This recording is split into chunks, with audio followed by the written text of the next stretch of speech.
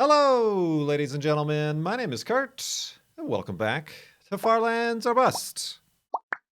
There it is. This is episode 760. Oh, that's right. I remember now. I recall being in this sandy desert wasteland, he says, standing right next to a large pool of water. This sandy beach, and not really finding a very good place to make a hidey hole, so I had to dig into the side here and make a little dock.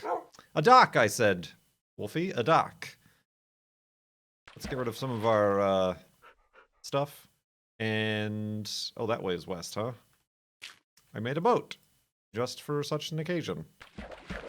Okay, I lost my boat. There's my boat. Well, let's head west, like I said in episode 760 of Farlands or Bust, for your Wednesday, November 27th, 2019. That was a complete waste of a boat. I thought that this was an opening right here, but it was not. But yes, welcome back to Farlands or Bust, the series where we are walking to the far lands of Minecraft in an old version of Minecraft Beta 173, and have been doing so for 760 episodes, and then some, since March of 2011. The world save file is 29,240 megabytes. I almost said gigabytes. It's like 29 gigabytes, obviously, but 29 gigabytes of just walking in one direction. To the west, or what we are deeming the west, because that's the way the sun sets. Towards the west, Farlands or Bust, with our friend Wolfie, and our lack of resources. So let me actually chop down this tree.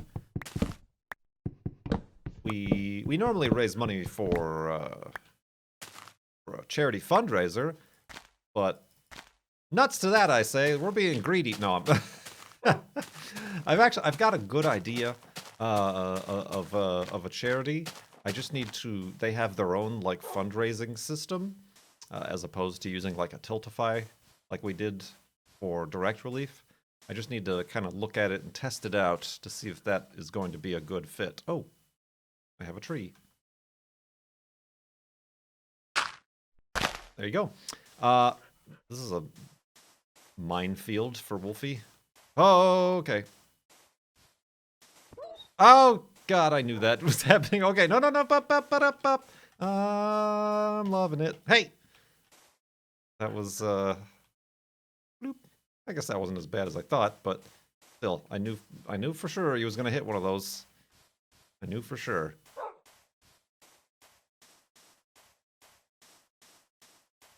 What was I saying? Oh, dang, I was saying something. Farlands or Bust. We're doing this thing. The terrain jitteriness is still the same.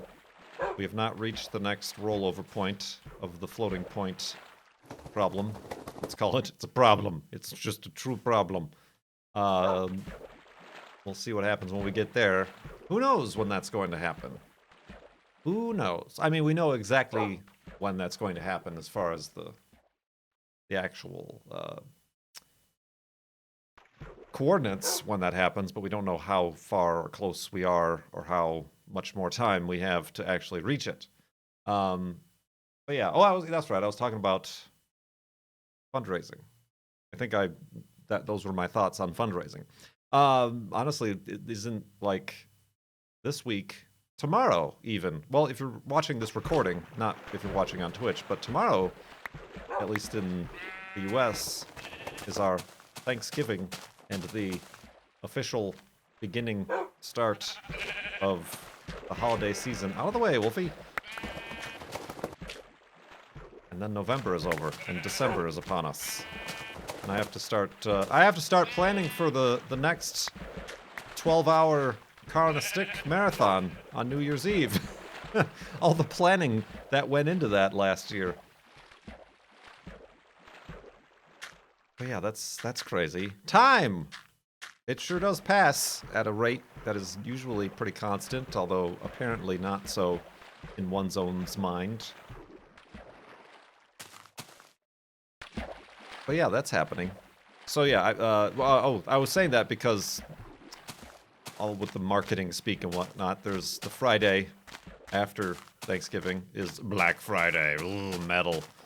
And then the Tuesday following that, because then it's Cyber Monday, and then it is Giving Tuesday, where you were supposed to, instead of giving in to the urges of consumerism, supposed to give to charity. That would be an interesting time to be like, this is the charity for Far Lands or Bust now. I'm pretty sure I've said that previous years, and that has never come to fruition because I'm not that timely with such things. But we'll see. We'll try. Yeah, indeed. Shouldn't the giving be the Thursday before? No, that's the thanksing. That's the thanksing. The Thursday before is the thanksing giving. And receiving the thanksing. Indeed. Speaking of Cyber Monday, how about that Cybertruck? That's right. Tesla announced their Cybertruck. And I didn't, now here's the thing, I did not watch the rigmarole press release at 10 p.m. or whenever the heck it was. I've always felt very, what's the word, I felt those were very, skeevy. It's like celebrating being advertised to. The same way I don't really care for the huge E3 stage announcements and presentations, or, I mean, I suppose it all kind of is thanks to kind of Apple announcing the iPhone was kind of like the big, ooh, that's the way to release a product. That got a lot of hype and stuff. And Apple always does those sorts of things. So now, video game developers and publishers, Tesla truck reveals and things like that, all have kind of taken a page out of that book. I'm not a big fan of just being advertised to. So, blatantly like that, and having it framed as an event with a stage and stuff. So I didn't watch it, but I certainly was aware of it, as you could not be aware of it, when I saw a picture of, dang it, Wolfie, I need that boat for traveling across the water. When I saw the picture, I thought it was a joke. I thought it was a joke, as I'm sure many people did. I thought either the person posting the picture of the Cybertruck was a prankster, or Tesla was being a prankster and was like, no, just kidding, this is the real one. No. Now here's the thing, I don't think it's horribly ugly and offensive. I'm personally not a fan of the way, Ford F-150s and pickup trucks look as in their current design state, as a whole. Anyway, but I also don't like it. And here's my reasoning that is not at all well-informed or educated, but just my off-the-cuff. As people ask, what do you think? Tell us what you think. I'm telling you, calm down. It's a concept car. It's a concept car. I don't believe there is any percentage of a chance that the truck that hits the market, if the truck hits the market, that it's going to look exactly like that. It seems very much like concept cars you see at, the LA Auto Show, or the Detroit Auto Show. One-off, this is a thing we can do, or this is a design we made. Look at it.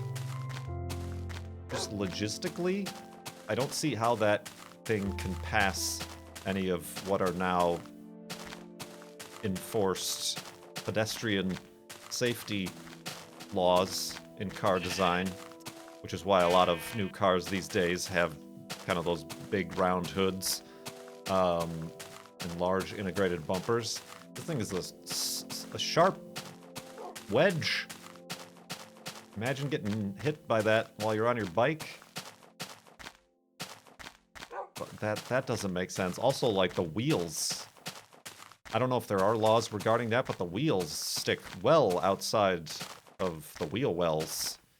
I don't know what the rules regarding that in car design or roadworthiness are, but that doesn't seem like anything I've seen. Sure, like aftermarket stuff, you can have that, but I don't know what that means as far as car manufacturing is regarded. It doesn't seem normal or right. So yeah, it's. I mean, as a concept car, oh, neat, interesting. Okay. No, that's not a bed. That's a boat. Dang it. That's a bed. I see you've played Boaty Betty before. All right, let's go sleep and continue in the morning.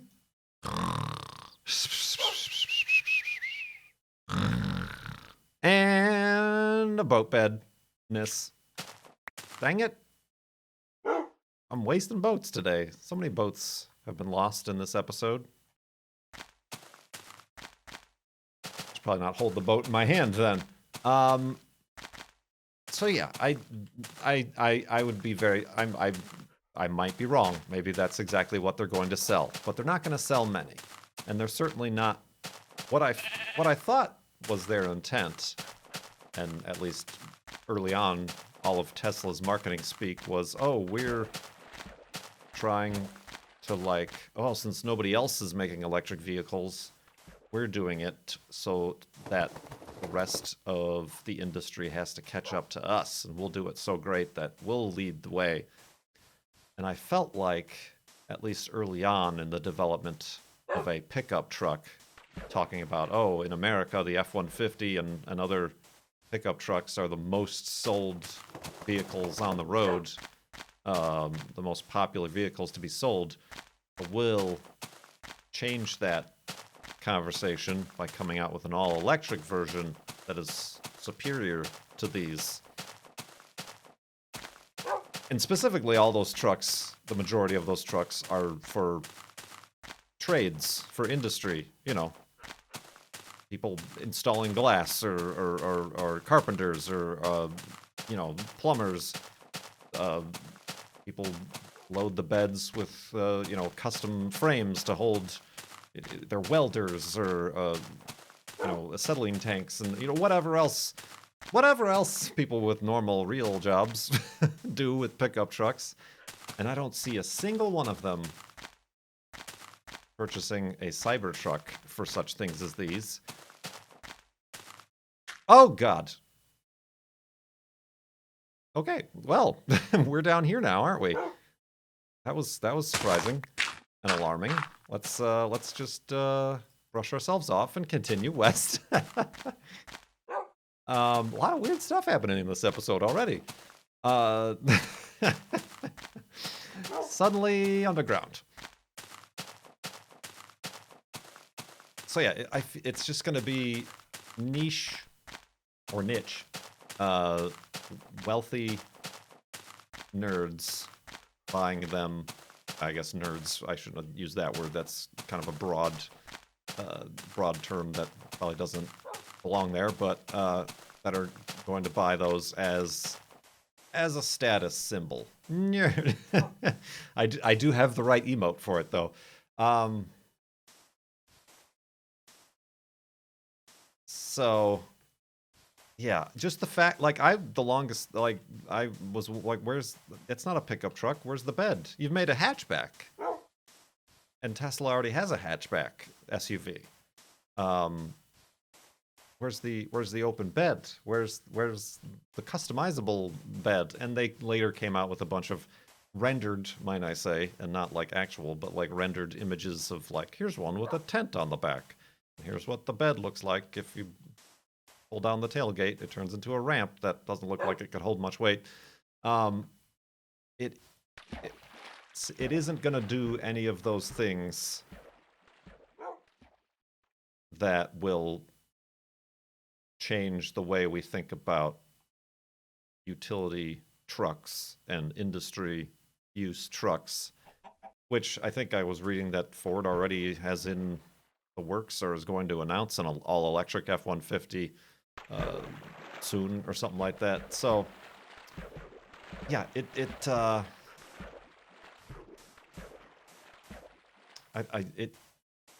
very strange.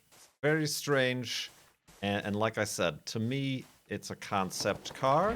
I could be wrong. It might look exactly like that. But you're not going to see that many on the road. Certainly not as many as you see all the other Teslas on the road. And it seems more like just a flex on Tesla or Elon's side, just being like, look how quirky and weird we are. And and I've mentioned this about Elon Musk before, like, aside from being the notch of electric cars, he seems to just have like read the cliff notes on like how to be a geek. So he's like, oh, I'm gonna Blade Runner.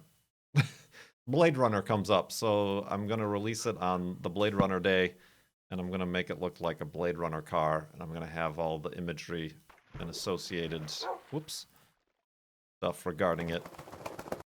Oh, I mean, I can criticize it all I want. I'm not, even if I'm not in the market, I'm not in the economic neighborhood to even consider purchasing such a thing, but it's not as big a deal as they certainly made it out to be, which is what they try. Oh, we're going to announce, reveal. It's a reveal. We're revealing this live, throwing ball bearings at it. Oh, it broke. That never happened before. So, yeah. You're not his target demo. Well, I am, and the problem is I don't think the target demo is even the truck target demo is what I was saying. They kept saying they were coming out with a truck, and they didn't. is basically the TLDR of that. So even people who are in the market for a truck, that is not the target demo. So that means it's not a truck. That means it's something else. It's maybe made its own little thing, and that's fine, but don't call it a Cybertruck. It's also a little bit sketchy that they're taking $100 reservations right now. I think it doesn't exist. That seems a little bit like, I wouldn't do that. Seems a lot like, oh, apply and sign up to go to Mars on this reality show. All you got to do is send us some money, fill out this application. Might never happen. Didn't ever happen, but non-refundable. Because I should have looked this up beforehand, but I think when the Model 3 was announced, they started taking pre-orders, but I remember the pre-orders being a lot more expensive for like the Model 3 and the other cars when they were announced, because I feel like they were real. And placing a pre-order meant like, oh, this is a thing you're actually going to buy, as opposed to $100 is all it takes to get on the list. Okay, that seems like a scam. Seems like a bamboozle. And I recently read that they got 200,000 pre-orders. What is that? 20 million just in free money for just showing off a truck and breaking its windows. I don't know. But whether or not it's at the behest of the popularity of Teslas, but there certainly are a lot of other car companies who are coming out with their own full plug-in electric vehicles. I feel like the Mustang electric SUV, that was, although still pure marketing, that was the right kind of marketing. oh, call it a Mustang, and people will talk about it and complain, but still talk about it. If they called it anything else, people would have been like, oh, okay, Ford has an electric car that everybody's going to forget about the day after it's announced. But since they called it a Mustang, that was a very calculated marketing decision that they made. And it, I mean, we'll see if it pays off, but it certainly, as far as the word of mouth is going, is paying off. Yeah, and there's just a lot of features. I didn't read up on all the features of the Cybertruck, but like, bulletproof, but not ball bearing proof. Like, I don't know that anybody's asked for that. Just going back to the, it's not for people who need trucks or who are buying all these F-150s or whatever. If anything, you need it to, so that you don't care about it because it is going to get banged up and dented and, you know, on the job site or whatever. So that's just further to my point that it's not going to affect that at all. So, indeed. Let's try to find a way around this mountain instead of going up and over it. It's like an electric Humvee. Yeah, it's an H1 or an H2. Ooh. Or an H3. Oh. It's an electric H3. Let's call it that. Always feel embarrassed when you see one of those on the road, just for the person driving it. Bloop, bloop. Bloop. Alright, let's use a bed this time on the elevated hidey hole and continue in the morning.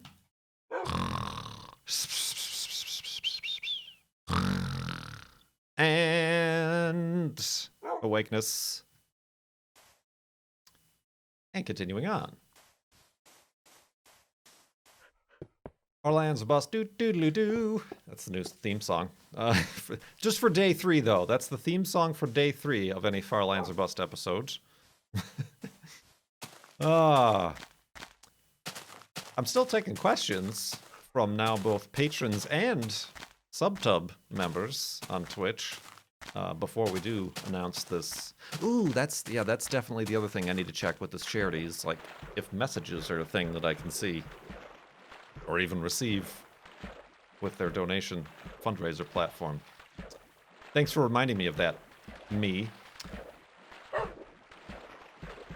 Somebody asked anonymously, I think most people would probably have a good idea what type of games you like to play.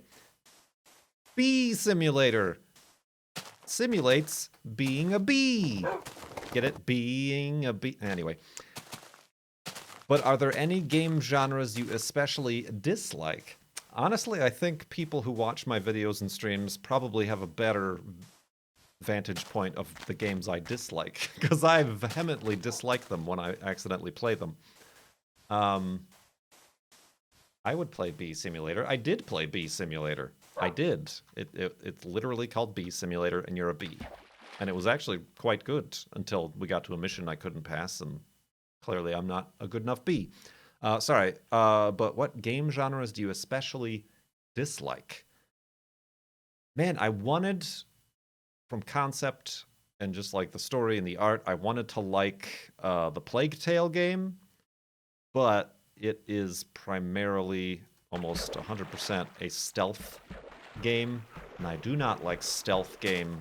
I don't like stealth game mechanics in my other games, and it's just not interesting to me, and it's especially frustrating to me because perhaps there's some out there that are maybe programmed a bit more tightly, but I always feel like it's unfair when it doesn't work out. It's like, well, because you basically, when you program a stealth game mechanic, obviously the game knows where you are, the game knows what you're doing, so you have to kind of fake the fact that the bots or the enemies don't know where you are. So I don't know, I can't immerse myself when I know that's what's going on. So stealth. I mean, sports games. Sports games are not my thing because sports aren't my thing. I think people know that.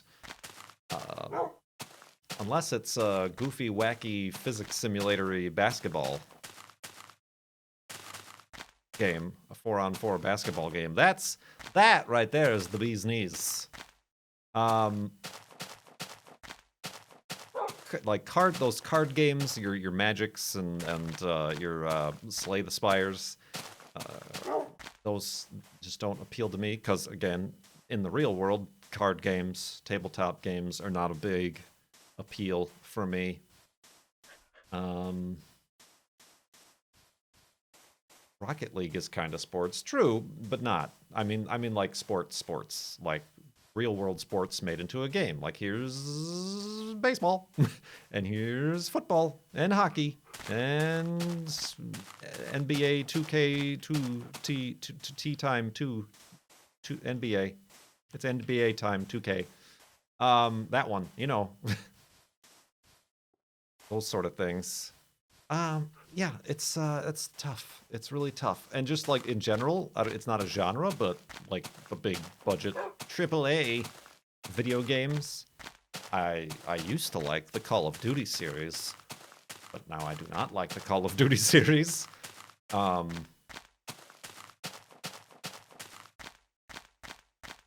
I'm very,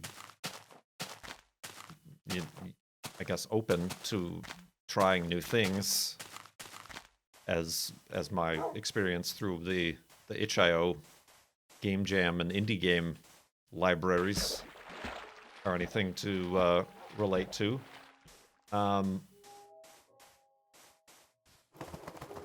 Oh, Cubic, that's not. We should remove that because that's not the charity. I mean, you can still donate to Direct Relief. The link, I guess, still works, but that's not the donate thing there, Cubic.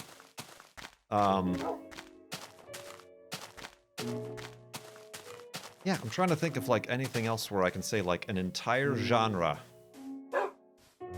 is not what I like. Or especially dislike, not even just not what I like, just dislike.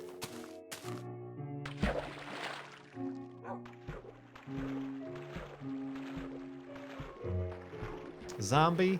Yeah. I think just because a lot of these zombie games have become like survival zombie games. Like, I suppose if there's a game that has a good storyline and is like a single player, well-rounded experience, and there happens to be zombies in it, then I would probably be okay with it. But like, your 7 Days to Die, your whatever the other the one the big one that looks exactly like 7 Days to Die, the Vault one, whatever it is, Vault 76 or Fallout 76. Yeah, that genre has sort of made itself. Dancing rhythm games. Yeah, no.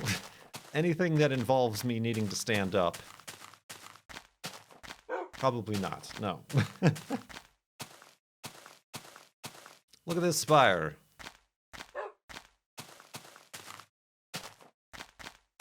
Let's see. 1 million. Ask anything special or of particular interest planned for Thanksgiving week. Oh, it's floating. I mean, it is suspended upon these 2 robust trees. Neat. Pretty neat. No, not much. Staying in, just with the girlfriend.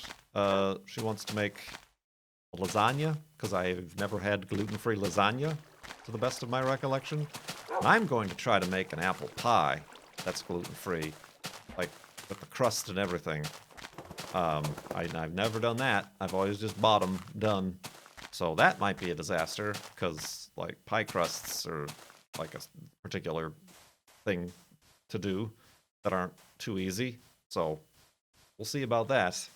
So yeah, we're just gonna hang out, chill, not going home or anything like that. I did just see my family when I was back in the area for the Mindcrack Marathon in Chicago. Use all the butter is the advice I'm receiving. Yeah, this one I chose a simpler pie, a simpler recipe, because a lot of the recipes are like, all right, you're going to create your own gluten-free what's that stuff called? Flour, baking flour. Get your xanthan gum. Get your tapioca starch. Get your rice starch. And like I'm like, no, I'll just buy the pre-mixed, pre-made stuff that includes all that as quote unquote gluten-free flour, and then continue on. Well,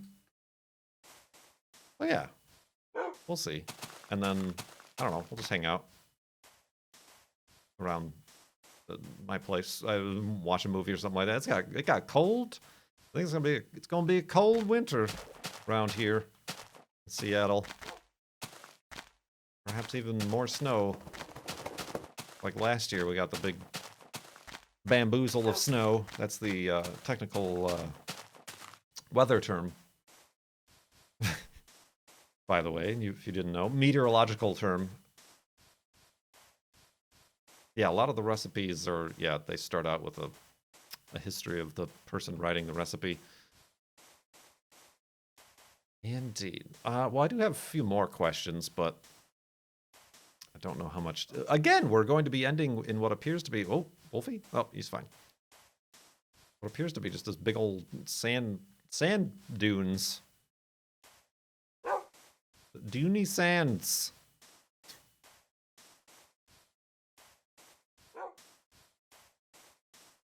We can make this dirt over here. Indeed. I don't know that there was anything else I particularly wanted or needed to talk about. But if you are celebrating such things, I hope you have a good holiday. And I hope you don't buy anything on Friday. Hold on to those pennies. Deny them. From Jeff Bezos. Yeah, let's see here. I usually, running out of time. Let's go into here. I usually like to pick a spot that's facing west. Otherwise I get confused and start walking the wrong way. Oop. Oh, there you go. Do I hear? Thought I heard creepy crawlies in here. I think we're good. I think we're good. So that is going to be episode 760 of Farlands or Bust. Thank you everybody for watching. For hanging out. If you're new here, like, follow, and subscribe. Wait, those following and subscribing, well, I guess if you're on Twitch, you follow, but on YouTube, you subscribe. Do all that stuff. Click the bell. I don't know what that does. I myself haven't clicked the bell ever, but this is a bell-free household, I tell you. Yeah, farlandsorbust.com is where you can learn a little bit more about the series if you'd like. And twitch.tv/KurtJMac is where you can watch one being recorded live, like this one, and so many people are. Yeah, that's it. Bye. No, just kidding. Thank you so much for watching. My name is Kurt. I will see you next time.